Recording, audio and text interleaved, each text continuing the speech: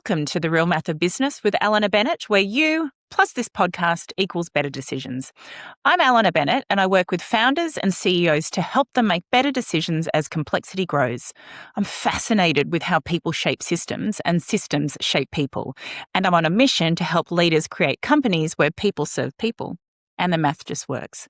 This week, I'm chatting to Bernadette Schwert, but first, here is my thought-provoking headline. So there was a solar eclipse on the 12th of August, and it was a really meaningful solar eclipse if you follow any of the sort of woo-woo things like I do. The solar eclipse was particularly significant because it was the bookend of a period that started on the 8th of the 8th with the Lionsgate portal.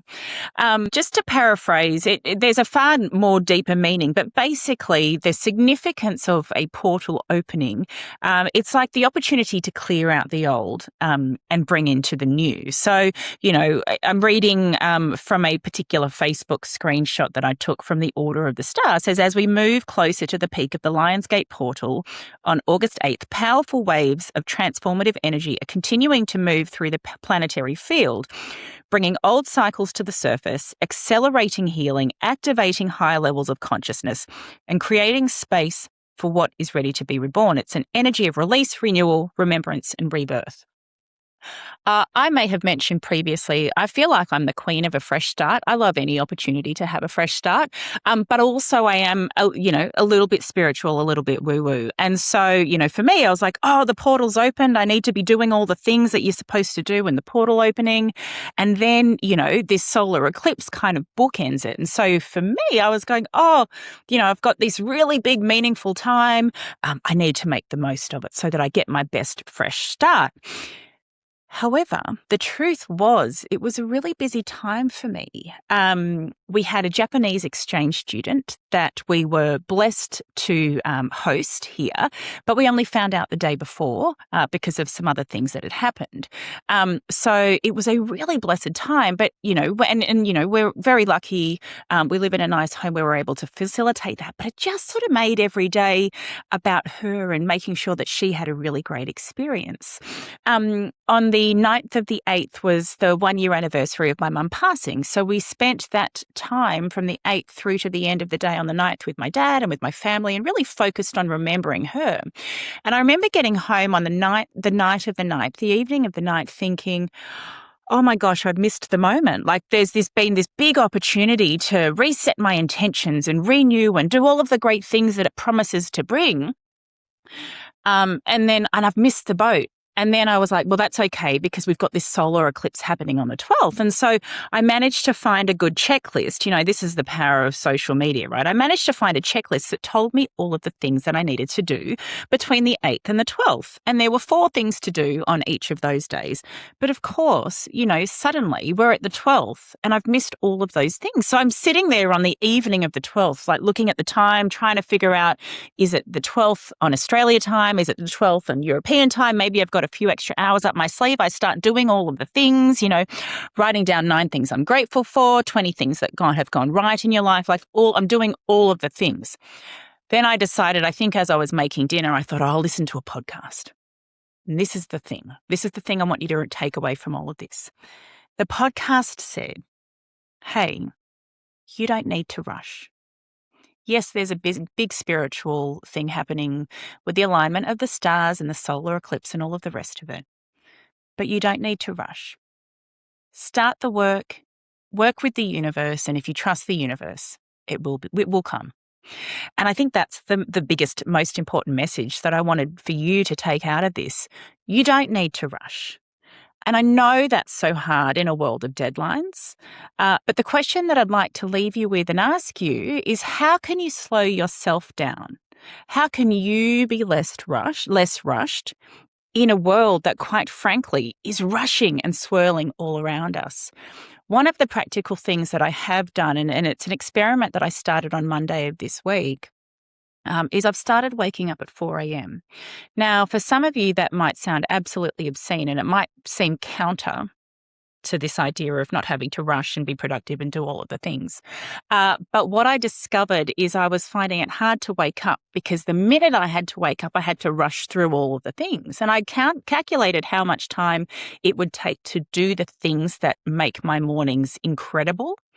Journaling, meditating, saying some angel prayers, doing, thinking through business IP, exercising. When I do all, and make my coffee, when I've done all of those things, like I'm pretty much unstoppable.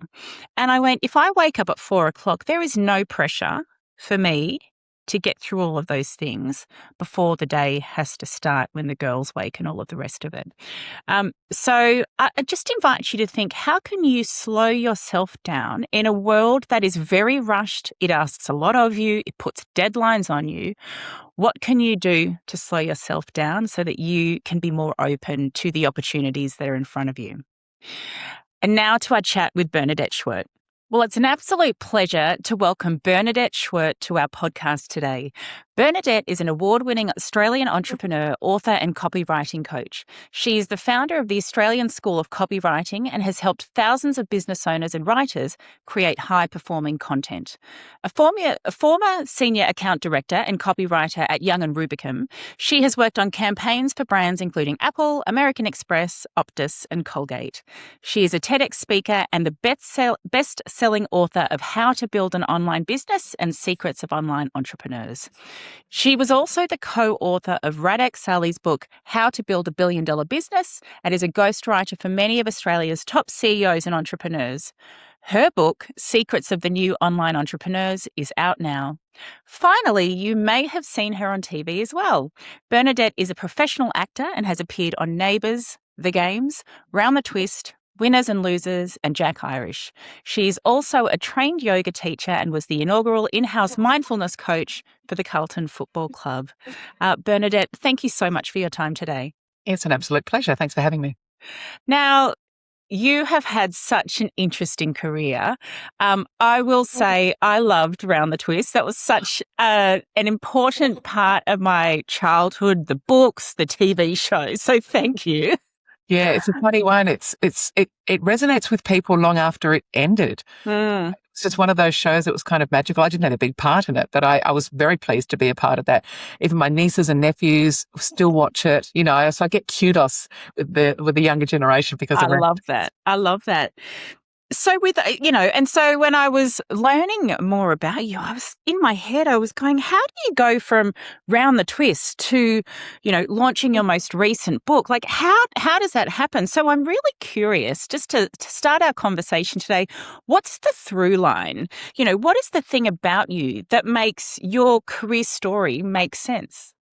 I think it started when I was, a little girl. I always wanted to be an actor. And as I got a bit older, I got kind of encouraged by my parents to get a backup, which I kind of totally get. And I am grateful for that. But a lot of people say, you shouldn't have a backup plan. But I actually think you should, because I think acting is so, diabolically difficult. So I went and did the closest thing to acting that I could, which was advertising and marketing at uni, which was a business degree. That kind of took me into the advertising world, which to me was the closest thing to making movies.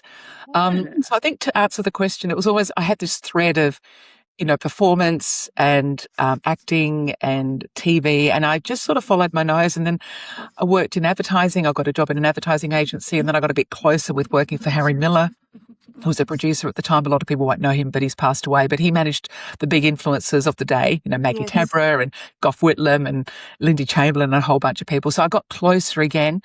And at that point in my mid-20s, I thought, what, I've really got to pursue this acting thing. So I went to drama school, and that's where things really solidified. So I moved to Melbourne to go to the Victorian College of the Arts. But to get myself through drama school, I had to pay my way. So I started teaching and, lecturing in advertising and marketing. And then my copy school began because I needed to make money.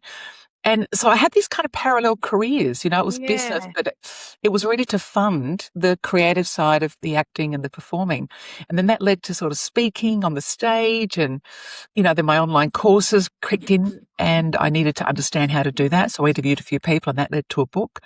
And those books led to my ghostwriting, because the people I interviewed said, well, can you write my books for me? So that's a potted history of how all these things came together. But if I was to sort of say what's the connective tissue, I would say it's curiosity, and also communication about how do people do what they do and why do they do what they do. And I think that's kind of always driven me. And I've always gone for things that I've enjoyed doing, not the easy things necessarily, but I thought, what are the activities that float my boat, make me excited, make my heart thump, make me nervous? And I've always gone for those. I've never gone for the easy option, I guess is another way of saying it. Curiosity and communication. Now, obviously, I'm quite familiar with those concepts in the business sense. Tell me about, I don't know anything about acting, but I can imagine they're quite applicable in the acting world. So when you think about you've always wanted to be an actor ever since you were a little girl, where does curiosity, like how does that light the fire of curiosity and communication? I think my mum and I used to catch the bus into town together when I was little. I lived in Elizabeth, South Australia, so it was like an hour from town. And we'd sit on the bus, and I think I give my mum credit for creating that fire in me, because we'd say, people getting on the bus go, who do you reckon they are? And they husband and wife, or they brother and sister? I don't know. I reckon they're having an affair. We'd have all these complex histories of random strangers that we'd concoct. And I think I've always been really interested in other people and overhearing and eavesdropping. And I'm the person who will always ask that very awkward last question that everyone thinks, oh, you went a bit far there. I love that. They got like bun eye or something. What happened to your eye?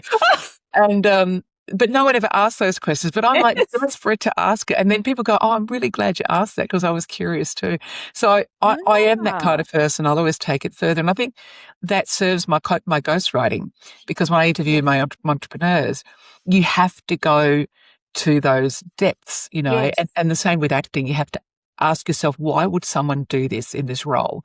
And so I do think ghostwriting or writing in general and acting are very connected. One is more interior and you're putting it on the page. You're not actually performing it, but you are performing it in your body and in your mind. So it's actually quite exhausting writing novels and, pieces of content, because you're kind of living it in your body. Whereas acting, of course, you're on a stage, on a set, and you are activating that.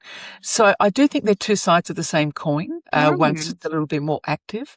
Yes. So, but the curiosity, I love with my clients, and I think this is why they enjoy working with me, is because I don't let them off the hook. They'll say, they're successful because of ABC, and I'll go, let's go a little deeper into that.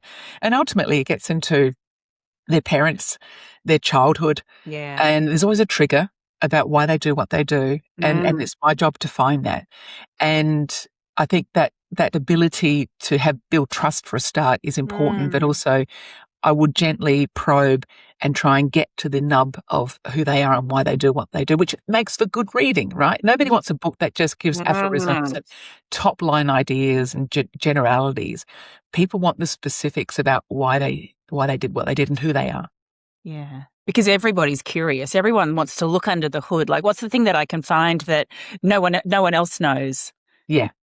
Yeah, I love that. So I'm so fascinated now. You've used the word performance and performing a number of times, obviously in the context of the sort of creative act of acting and writing.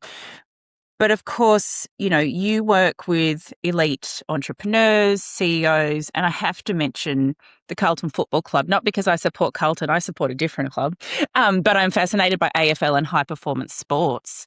Tell me about, so I just want to kind of move to, performance. You talked about you're embodying why people do what they do. How does that then translate, let's say, to the football field? Because that is a really obvious way to see high performance in action for a lot of people. Yeah. I am intrigued with high performers. I do think they are cut from a different cloth in some respects. People often ask me, what have all the entrepreneurs got in common? Because I've interviewed nearly 200 over the last 10 years. And I'm interested in that, what makes them able to achieve these outsized results that are really quite extraordinary. And I love footy too. I've got 3 brothers and they all played footy, and I wish I'd played footy. I'm a bit old for it now, but I wish I had my chance for AFL. Yeah. I love that moment when they're called to account, and it might be a player standing in front of the goals and, they're 5 points down and they've got to get that goal. It has to be a goal. And there's 2 seconds to go and the siren's gone and it's grand final. It's like, I'm thinking about that person. I'm thinking, what are they thinking? And through their head, they're going through a whole bunch of stuff about what happened a minute ago, what will happen if this goal gets kicked, etc. So that mindset about how do you manage your mind in those high stakes moments to do what you need to do. And that is a job. They have to perform. Yes. And it's the same with actors. You walk onto a set and it's literally worth millions of dollars. There's hundreds of people standing around and you stuff up. You are costing that set hundreds of thousands of dollars. And it's like, what does it take in that moment when they go action to deliver your line and not bump into the furniture and do it to their standard? I'm interested in that moment. And if you really pull back and you think, okay, what led them to that moment that enabled them to be brilliant under those conditions? That's what I'm interested in. Okay, I think that's so fascinating. Your passion is bouncing through the screen. What is happening in the lead up to that moment? What have you learned? Well, I think it's where the meditation comes in, and a lot of business, like Bernadette Schwert, for example, who I co-wrote his book How to Build a $1 Billion Business. He's a big meditator, and he actually hired a meditation coach for his executive team because it's not just this passive thing, that you just sit in a field and on your way to manifestation. It's an active activity where you are working towards those moments when you have to perform. So you have to control your body, basically. You have to control your mind, your breath, and your thoughts. And if you can't do that in that moment, you will guarantee stuff up. You'll kick the ball to the left. When you've kicked that ball 1,000 times, you're 10 meters out. You can do this. Yes. Why does it go to the side of the boot? And the same with performers. Why do they mess up that moment? And it starts here. So for me, it's around the breath and being able to control the neurological, systems so that when the adrenaline's kicking in, and it will, how do you manage that? So it comes down to a biological exercise, but that's practice, That is. How fascinating. There's another book for you. Why did you mess up that moment? I love that. I would read that because we've all messed up the moment. We all have those moments. Yeah, for sure. Know when they're on, and some people rise to the occasion and some people don't. Yeah. And that's not a reason to give up. It's just, that's another interesting point is when you do stuff up, how do you manage that? Do you give up, or do you manage that particular situation by saying, it all happens to us and it just makes me better and I learn from my mistakes. So it gets into a whole, what are your mantras? They help you get through those moments. And what I've learned from working with successful people, they've all had those moments, but they all got back on the horse. Yes. And I think that is the definition of success, is do you keep going even though, you've been pilloried from post, on the media, you've lost millions, you've let people down, you've been cancelled, all these things happen. Yeah. It's like, what kind of character does it take to keep going? I think that it comes down to character. Yeah. Who are you? What do you believe? And what keeps you going? Like, what is your mental frame that enables you to take that failure and use it to good purpose? Gosh. That's fascinating. I don't usually get to meditation like 10 minutes into a conversation. I love this so much. I'm so fascinated in a lot of what you've said, but I want to come back to, you said, and I'm going to go back to my notes. If you stuff up in that moment, you're literally costing thousands, whether that be on the stage, out on the field, and then obviously you can analogize into the workplace as well. You've just connected performance and money. You've just connected the creative expression of something to money. And and also you did that when you were talking about your career. There was, I wanted to be an actor, but I needed to be able to fund it. I wanted to do this, but I needed to be able to fund it. So it feels to me like you have a really in-depth understanding and a very clever ability to move between those two somewhat dual ideas. Is that, I mean, that's just what I'm hearing. Is that right? And what's kind of inspired that? What interests you in that relationship?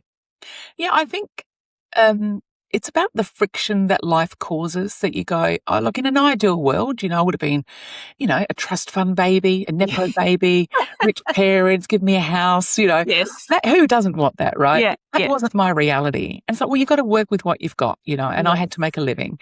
And I now see that as a gift is probably too strong a word, but I am who I am because of the friction I've had to move through to create, money and businesses. But I guess what I've been able to do and what I recommend with my students, because I coach a lot of people, is you got to start with what you want to do, that nub of your passion, the thing that, you want to read about all the time, the podcast you want to listen to, the kinds of events you want to attend. If you look at what that particular topic is, then you work around that. Like for me, it was, acting, but advertising was the closest thing to it. Yes. And then the Harry Miller thing, and then the acting. So it was almost like these concentric circles. Yeah, that's what I've just drawn on my notepad. Yeah, they're all sort of emanating out, but they started with the nub of the true passion. Yes. And you can't go wrong in some respects if you start there. Whatever happens, you might get sidetracked, and that might actually suit you, and you never come back to that. But actually, I'm coming back to that now, ironically, at this time in my life, I've just signed with a new acting agent and I'm doing acting classes. Fantastic. And, I'm an older woman, this is not what people do. It's an actor's is a young person's game to some degree, but I'm not actually bothered by that. I think I like the process. I love the script. I love the thrill, because that was nothing really makes my heart thump anymore because I've tried all the things that scare me. Yes. This is the final thing that scares me, is walking onto a set with the 100 people there and the hundreds of thousands of dollars at stake. And look, it's not life and death, but in that moment it is. And so, I think if people are looking to think, how can they, I guess, pursue passion but also get paid for it? It's like, well, start with your passion and then work around it. I'll give you an example. One of the women in my book, it's a very small story, but she was a woman at my gym, a young woman, and she's studying space law, right? Which is an interesting combination. I said, well, how did you get to that? She says, well, I wanted to be an astronaut, but I couldn't because I had bad eyesight. Yes. And I loved law, so I just combined them. So I'm now in the industry of space, but I'm just using it, I'm doing it differently. And you see that with, the sporting clubs. They have the physios and the doctors, and they probably all wanted to be AFL players but couldn't. So they did something adjacent to it, but still work in the club system. And I think good for you, you knew what you could and couldn't do, but you're still close to it. I think you got to get close to it, and then if you're happy staying there, you will, and if not, you'll move on. Yeah. You know what? I love that. So this idea, you've almost just given us permission just to get close to it. I think when people hear, start with your passion or start with your nub, to use your terminology, like that's really terrifying, because people go, oh my gosh, but what if I don't get there? I'm going to be a failure. That feels too high stakes. But this idea of just get close to it. I can imagine, like I'm putting myself in the shoes of the listener, that would make me feel, I don't need to get it 100% there. I can just get close and see what happens. Yeah. Yeah, like I advise people now if they ask me about acting, and I don't really have the career that really has the credentials to give advice on that, because that's not something I've been super successful at. But I've had enough success to know if I was doing it again, what would I do differently? Yes. But I'd say to people, go and become an extra. Enroll with an extras agency. You don't have the stakes, you don't have the responsibility, but you get to hang around the set.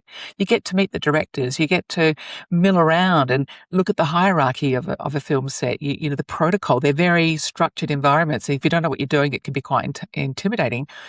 But by the time you get a speaking role, you've been on a set 20 times and you know what to do. So therefore, you've got to be better in that moment, because you're not having those nerves about, oh, how does this work?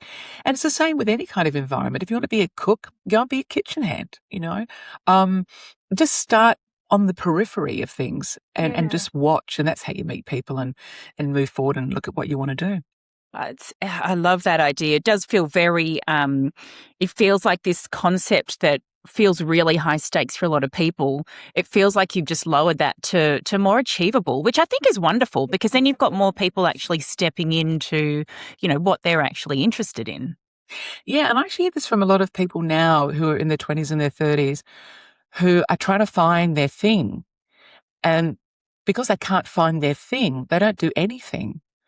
And I'm at pains to say to them, look, just start something that's close to what you want to do. Yeah. But they've almost tricked themselves into believing they've got to be really good at it before they start. Yes. And I'm saying, no, that's not the way it works. You've got to be bad before you're good. Give yourself that permission just to be average, and that's what I'm saying. Start with the low stakes thing, because no one's expecting anything of you. And I think that is when you're younger too, there's less expectation, less competition to some degree as well. People are a lot more likely to give a young person a break and benefit of the doubt than, by the time you're in your 50s or 60s. So, I think there's just a matter of believing it's possible too. I think people think, oh, that's so out of my range, or that will never happen to me, or I don't have the people, the contacts, the experience. I think neither does anyone, really. Yeah. I mean, we've all got, like, Nicole Kidman had Tom Cruise as a husband. That really helps. Drew Barrymore had Steven Spielberg as a godfather. Those things are helpful, but most people don't have those. So I think you just got to acknowledge. And that's where my bumbling. I did a TED talk on how to bumble your way to success. And I think that's what I keep coming back to. Everyone's bumbling. I think we perform, look as though we know what we're doing. And of course, when you're a bit more mature, you look like you knew exactly where things were going. Yes. But you really don't. And that's been the other takeout from the people I've interviewed. Most of them had no idea what they were doing at the beginning, and still honestly have, that honest ability to say, we're still bumbling. But we're moving forward, and we get less surprised by things that happen because we're conducting scenario planning and what-if sessions and pre-mortems and things like that, which makes sense. No one can predict anything. But if you look around about what could go wrong, like Seek, for example, I interviewed the HR director at Seek when they were, at sort of the listing stage, and she said, we did scenario plannings all the time. We would say, what if the jobs go away? What if there's a recession? What if a competitor pops up? And of course, all these things happened. But because they spent days literally, foretelling these things, they just pulled out the plan and they activated it. They didn't sack anybody during the recession of 2007. That was an extraordinary situation, but that was their mission. We are not sacking anyone. Yeah. And then they had all these scenarios where they kept people, just like, take a sabbatical, take Mondays off, take all your holidays, do some uni study or whatever. We want you to take time off so we can save money, but we're not sacking you. Yeah. And so, of course, when the recession ended, they had all their staff intact. They had enormous loyalty because everybody was grateful that they kept a job. And of course, all the competitors who had sacked people were scrambling, couldn't get the talent back. So, it makes sense to do these kinds of things, is to predict what might go wrong so that you can mitigate it.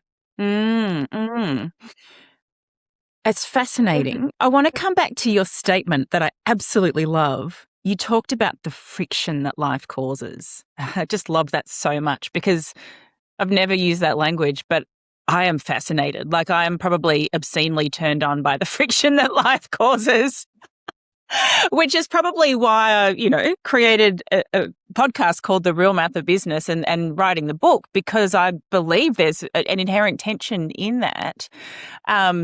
Friction, to use your terminology. One of the things we like to do in this podcast is ask our guests, or explore what that concept means to them, and then ask them, if they were to create a ratio of people and math in business, what would that ratio be? I suspect, given our conversation so far, you've probably got some fairly unique and powerful views around what that means and what that ratio could be. Yeah, well, just on the friction, there was just a great story I heard last night. A girlfriend and I were talking about this, and so it's her story, not mine, but it was Michael Caine, the actor, and he was doing a scene, and there's a sofa in the way of what he wanted to do, and he had a bit of a go at the director, saying, "Can you move the sofa because I can't do what I want to do?" And the director said, "No, I'm not. That's your friction. Work with the difficulty. Work around the sofa." So Michael Caine picked up the sofa and threw it away. That was part of the scene, and I love that story because I think these things get in our way and we think, I can't do anything because of it. Yes. You can't even move around it because it's fixed. Well, pick it up and shift it, Yeah. Be creative around how you're going to deal with the difficulty. And that scene apparently was like magic because he had to work with the difficulty, he had to work with friction. So we are going to have these things happen in our lives, things go wrong. You don't get what you want. And it's using that, to your benefit and trying to, and often in the moment you don't see how you can use it. It just looks bad. Yes. But if you look back, and I think we can all say when we look back and think, if it hadn't been for that getting fired or hearing that comment or whatever it was, I wouldn't have done what I did. So I think, we don't know what's going to happen, but you just have to accept these things. But the people versus the maths ratio, I think interviewing so many really ultra wealthy people has been interesting for me. Because for the most part, they didn't pursue it to be wealthy. I'm not saying they didn't enjoy the fruits of wealth or aspire to that, but it became almost like a scorecard about how can we reach that goal? What do I need to become in order to reach that goal? So it was almost like a test of their own character. And there's a side story to that was sometimes some people don't know what's enough, and they honestly admit that. They go, we just kept going because it was never enough. And that's when it gets a little dicey, I think, because you no longer acknowledge that there is enough. The contentment and the peace that might come with security is not there because it's never enough. So what I've taken from that, I guess, is I need to define my own enough. And I have, and I've been really pleasantly surprised as a result. And it was almost an osmosis situation where I go, I'm at a certain point in my life where I have enough. Now, I'm not going to be that person with, the Tamarama beach house and, jets and islands and stuff. That's just not something I aspire to. But once I realized that, and I realized I have what I want and I do what I want and I have freedom and passion and all the things that I can do, it just freed up. So, wow, I don't have to worry about that anymore, because I think I did have a bit of that sense of more is more. So, everyone's got their own enough. And obviously, you've got to see your financial planner and you've got to have enough in order to, fund your future. But I think for me, I just needed to interview enough people to realize that you could keep making, and it's never enough. And I think that's a sad situation because it just detracts from enjoying the present moment because you're just constantly on the treadmill. I'm guessing that there are people that you've interviewed that say, but I love the treadmill. That's what excites me. I love the, driving forward. What do you say to that? Well, I think there's a cost to everything.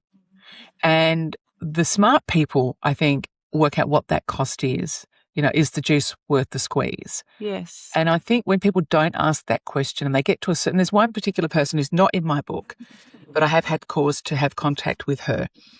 And she's 70 something now, and she's phenomenally wealthy and a household name, but I won't mention it. And she's now at that phase of her life. She's 75, and she looks back and she thinks, I really neglected friendships. I neglected my health. And she's quite lonely, and I know that sounds like a really corny story, but I took something from that thinking, well, you've got all the money in the world. You will never want for anything. And, she said she even lends her son money. And she counts that at the end of the year thinking, I didn't actually lose that because I gave it to him. So I'm not actually less. I'm not worth less. She's counting every step of the way. So I find that an unfortunate position to be in at that age. I wouldn't want that for myself. Yes. I think it takes awareness, and she's aware now, but she thinks, I didn't really value friendships. She moved a lot around the world and wasn't able to, put down roots. So anyway, I think everyone has they make their choices. So then when we're thinking about a ratio, is the ratio relevant in a context what I'm hearing from you is that it might. It might, and you've asked two really interesting questions. What's enough, and is the juice worth the squeeze? Yeah, I don't know if I could put a figure on it. I think you just have to, it's a feeling, if you feel that you're not happy or you're not content or it's out of balance, you're not seeing your friends, you're not seeing family, you're not working out, you're not giving. And I will also acknowledge that there's going to be times in your life where you have to give a lot and those other things have to be a sacrifice. But I don't think that can go on forever. Or you can, but there's a cost at the end of it. I think just be aware of the cost. If you're happy with that, knock yourself out. Yes. But it's awareness. Don't go through all those sacrifices and at the end go, oh, wow, why didn't I? It's like work out what it's going to cost you before you do it, I think. And like Braddock is another story, the CEO of Swiss who I wrote the book with, he was going through a phase in the work with Swiss where they were building and transforming it and converting it into a profit-making enterprise. Enormous effort, enormous travel, hours beyond, and he knew that was what was required. So he kind of worked up to that. He could see it was coming. And then, of course, they sold for $2.1 billion. And he almost had he did have a physical reaction to it 2 years later. It wasn't PTSD, but it was like a minor version of that, where he felt like he was having a heart attack.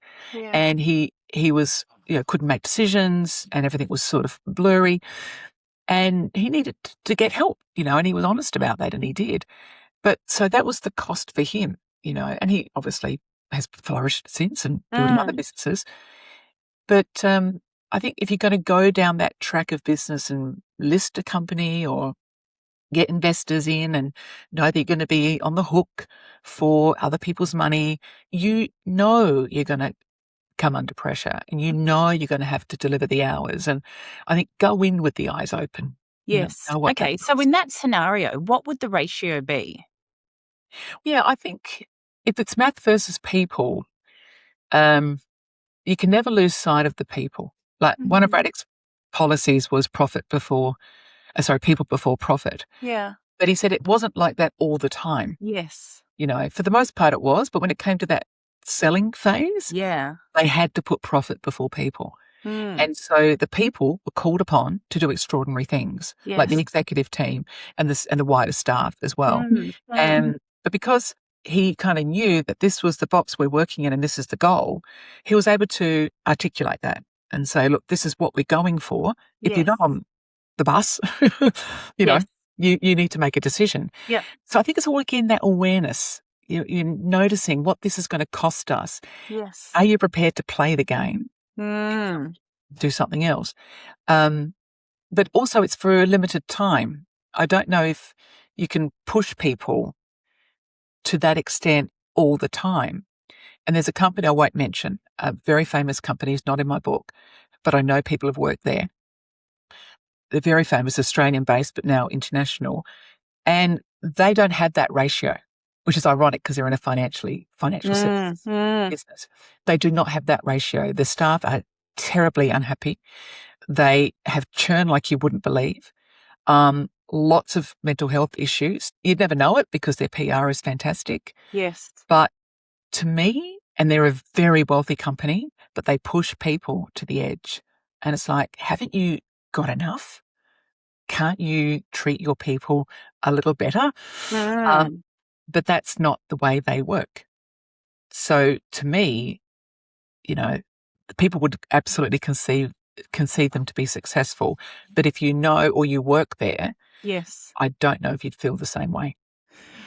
So I'm going to get some numbers out of you. I'm going to do it. I'm going to squeeze as much as I can out of this. And I think we can do it because I want to come back to this idea of moments. You talk about the moment that matters, the moment that if you get it wrong, it's going to cost thousands of dollars. And from the stories you've just told about these companies, there are two distinct moments or sorry, they're not distinct. One's distinct, one's not. One distinct moment is we're driving towards a point. It's very intentional. We're going to, it's a money play, let's say, and that's a moment. And I think we can talk, we might be able to craft a ratio at that moment. And then there's everything else. There's what we would like to see on a day-to-day basis when we're not in those moments. I think the problem is, and maybe this is the point around some companies who don't know what enough is, they're always in those moments. And, it's that saying, if everything is important, then nothing is, right? You've just developed a bad culture. You're just burning your people out. So I wonder if we break it down into the moment and then everything else, and maybe look at that balance, lack of balance, and we just stick some numbers to it.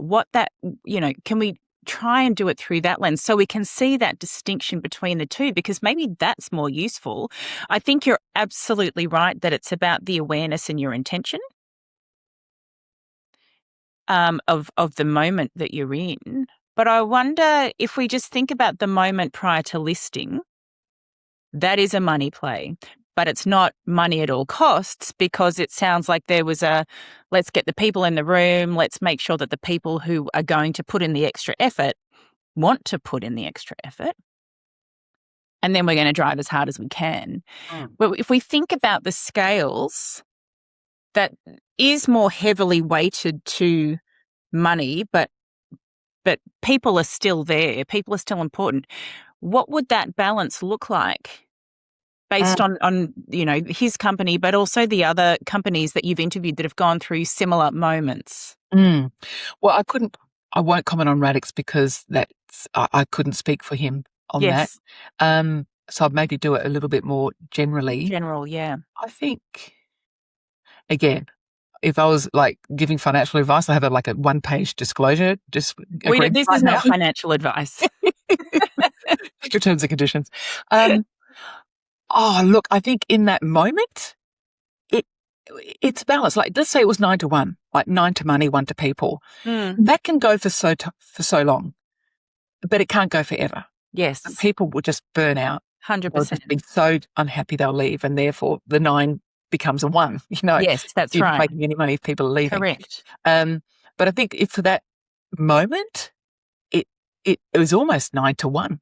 Yeah. I'll give you an example, like Gabby Leibovich, who was the founder of Catch of the Day, and me and Log, a co-founder of that, and many other businesses, an amazing businessman. He was listing Catch at a time. They were on the road, him and his brother, and they did 70 meetings in 7 days around Hong Kong and Asia.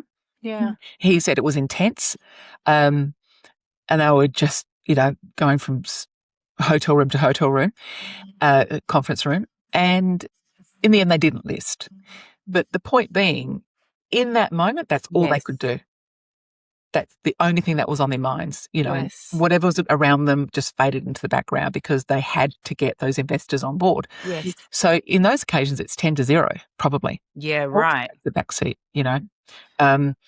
relationships take a backseat. Food, good food takes a backseat. People management back at home take a back seat. You've got managers to manage it, but you're not there. So I think on those occasions, it's very skewed. But of course, the pendulum swings, once you get back to the office, there's a lot of mopping up to do. And in the end, they didn't list, and they were very grateful that they didn't, because it was wrong for their personalities. So, I think it depends on what you're trying to achieve, how quickly you're trying to do it, and how long it's going to take. Yes. And as long as, like the executive team for Swiss, for example, were very well remunerated. And so I guess when they were thinking this is hard work, they think, well, there's the carrot, the carrot's very attractive. Yes. We can push through. And I think you see this with films as well. Film sets are full on, and I won't pretend I've been on hundreds of them. I've been on dozens, but they're a very intense couple of months. Even the Odyssey, it was a very intense film shoot from what I read.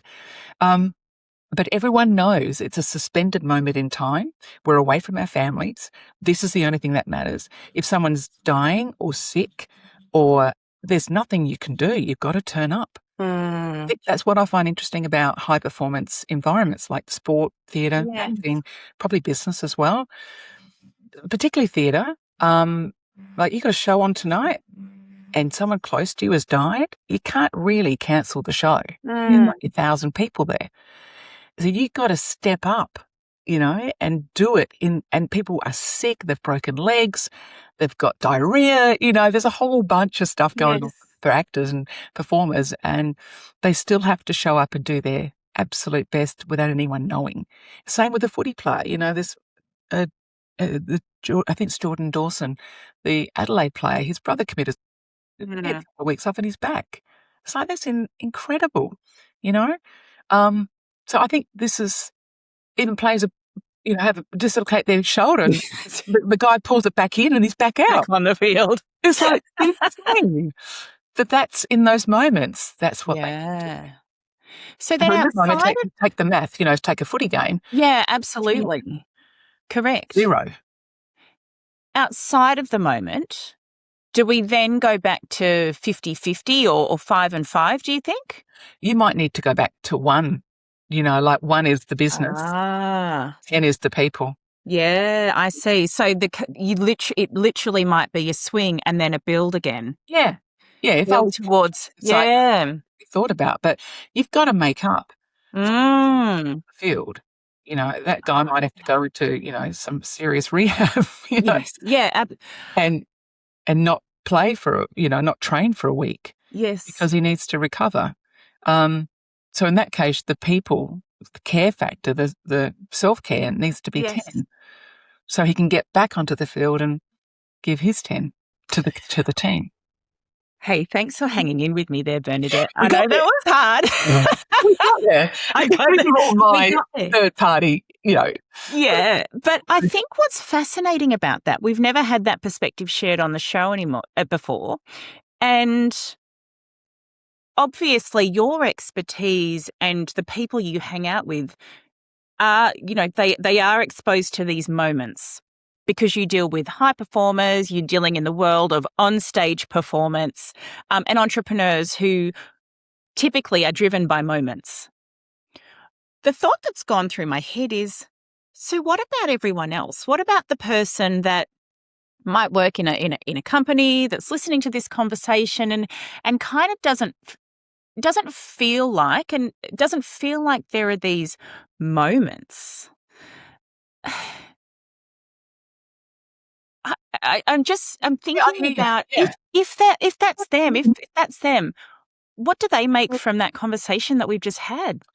I think everyone has their own version of those moments. Okay. And I think just because there's more zeros attached to one moment, it doesn't mean that another person's moment is less valuable.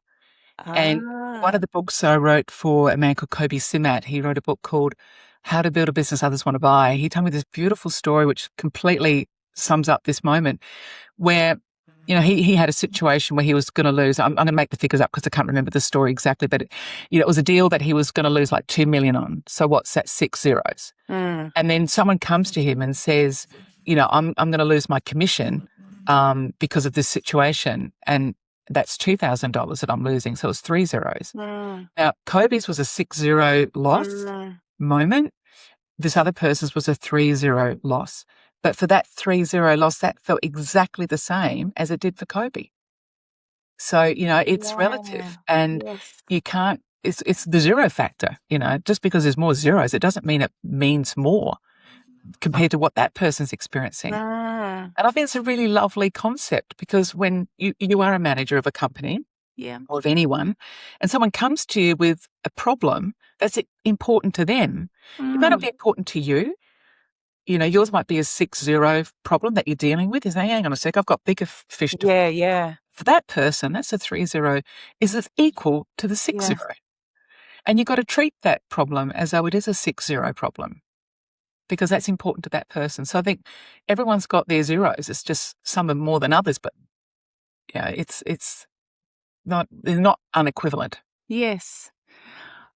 You know what? I love that because no one's really done that either. Like if we go back to how you define the ratio and then how we talked about the movement of that ratio, Yeah, you could be in a construct that has a ratio, but then you can measure yourself to your own ratio within that. And then that's very empowering, isn't it? If you're managing people, you have to acknowledge that their zeros are as important to them as your zeros are to you, even though you've got more. And I think that makes for a good leader. It's empathy, it's judgment, it's compassion. And that's when you hear about people go, oh, my boss doesn't care about me and this company doesn't care about me. It's because those zeros are not being treated in the same way. I love that we've just gone to empathy. I am curious. I want to learn a little in the time we've got left because this conversation has just flown.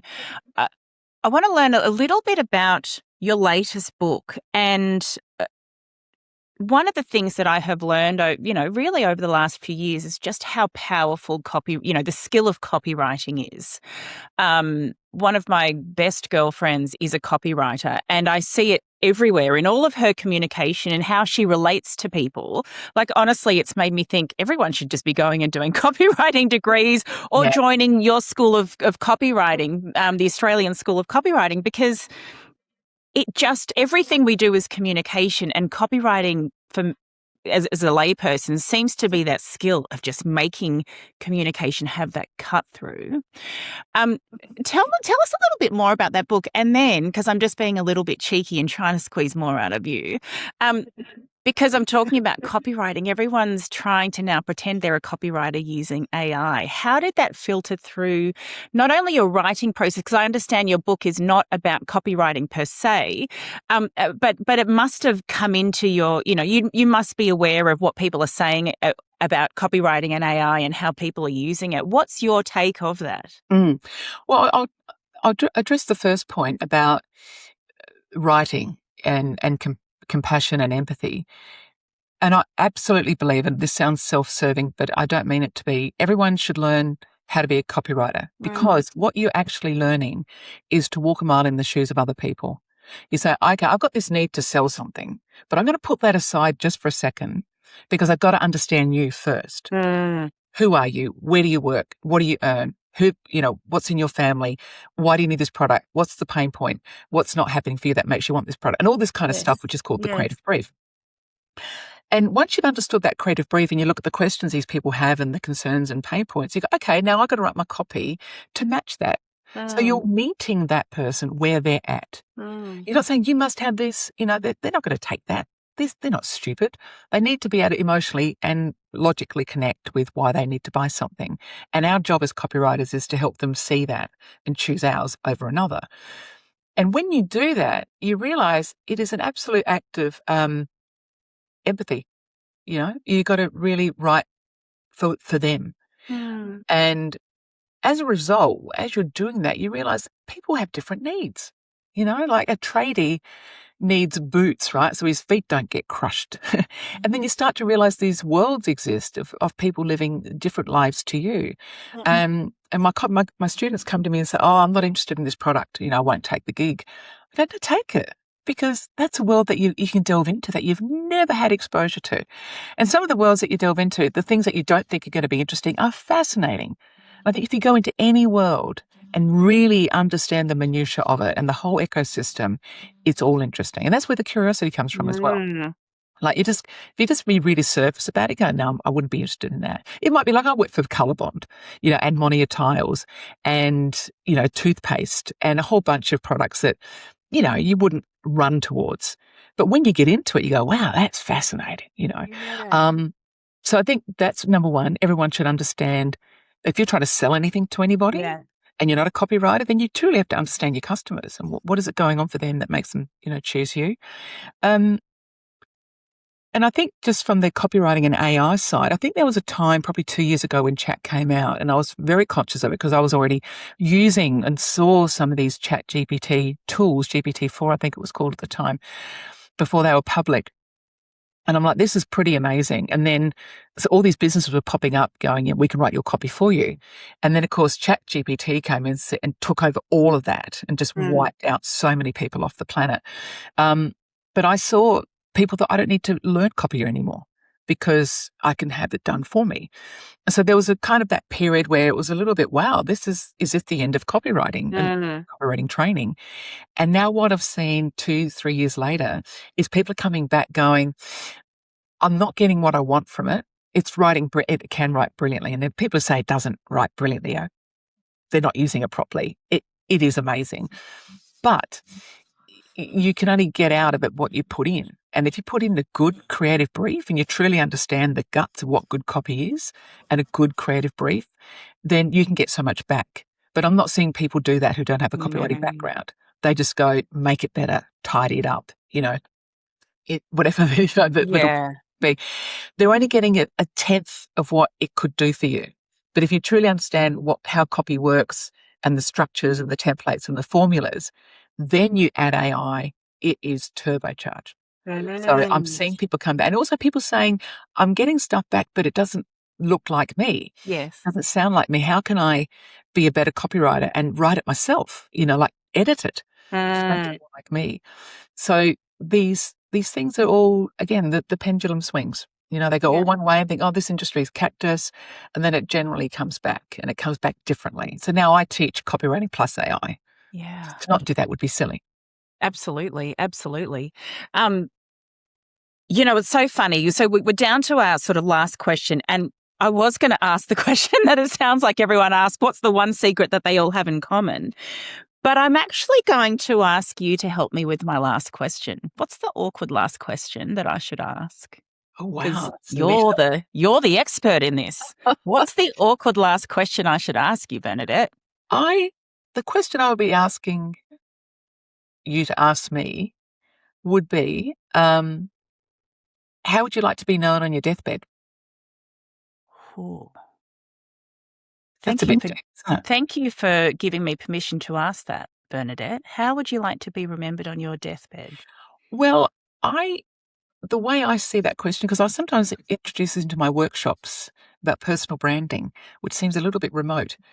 But if you think about how you want to be, what would you like someone to say about you at your eulogy? And you have different people in your life. It might be a brother or a partner or a child or a best friend or a workmate.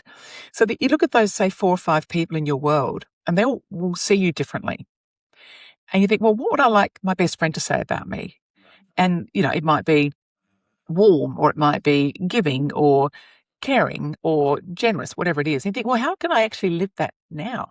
How can I be generous right now? How can I be warm? How can I be caring? And you might do the same with your partner and child. If you have 4 bullet points for each one of these people in your life about how you want them to talk about you at your eulogy, you think, well, why am I... Start now. Send that thank you note, or, ask about their kids on a Monday morning at work. I mean, the thing with workplaces, what I've discovered, this is sort of a tangent, but it's just very small things that people really want. They want to be seen and they want to be understood and heard. And so one of my girlfriends says the boss that she loved the best was a woman who came through on a Monday morning and said, how's your son going? How was your weekend? And she knew her son had a few issues, and she always checked in. 10-minute chat at the work in progress and said, now, on to work. But those 10 minutes on a Monday morning for her signalled the boss cared. And I think when we get busy, and this is that ratio thing, get busy, we forget to check in with the human person behind employee. Remembering a birthday, remembering it's been 10 years anniversary with the firm, or their dog died, little moments. And I think that's what people remember at a eulogy. So how would you like to be remembered on your deathbed? Well, I probably gave it away just then. Warm and caring and compassionate. Went the extra mile for people and my clients. Yeah, I think I'm pretty happy with that.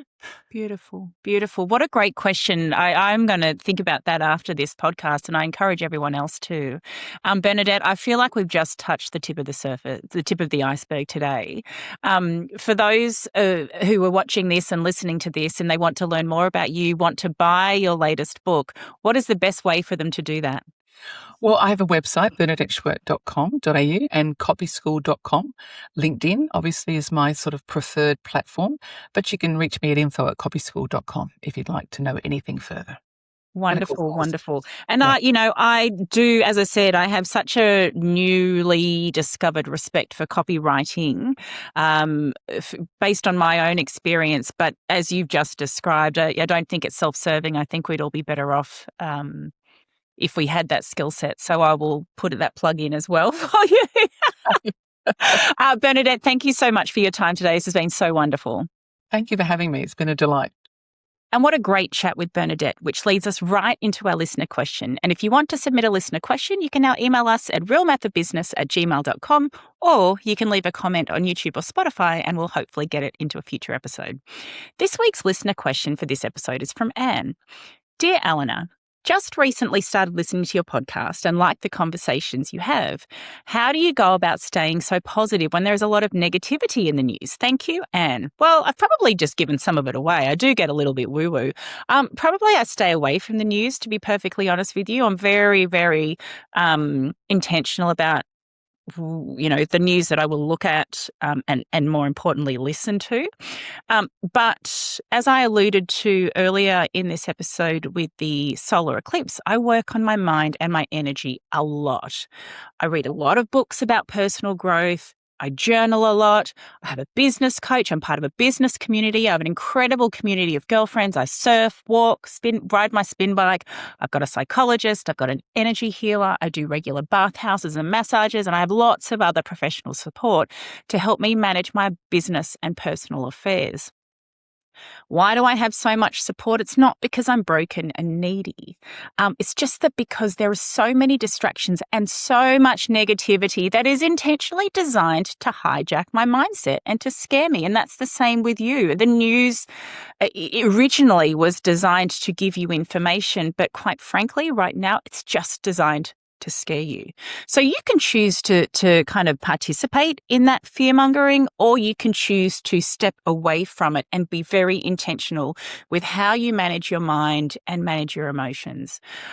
It's really naive to think that that doesn't exist, to think that I must stay on top of the news because otherwise I'm not being a good corporate citizen. That's really naive thinking. You need to manage what you can control, and that is your mind and your energy. So I just simply make sure that I use the resources around me to keep me confident and grounded, even when times get tough. I really just focus on what I can control. I will say I have been blessed with a natural mindset of anything's possible. Both of my parents have done incredible things that have, shown me how possible it is to raise the bar. And so I just really think my job and the opportunity that I have is to do the same for my kids, but also for everyone around me. I really stay positive, not only for me, but for everyone that I work with, for everyone that's listening to this podcast. I want to be positive for the benefit of you, because I do think anything's possible. And I think that's a really good question. I thank you for asking it. But don't think it just comes easy. Yes, I was, probably naturally blessed with a positive disposition, but I work hard and I really prioritize my energy and my mindset to make sure that I am filtering out all of that negativity and really showing up with a genuine positive frame for me and for everyone else. So thank you so much. Thank you for listening to The Real Math of Business with Eleanor Bennett. If you liked this episode, remember to subscribe for more content and stay on top of the real math of business. I've been Eleanor Bennett. Thank you for listening.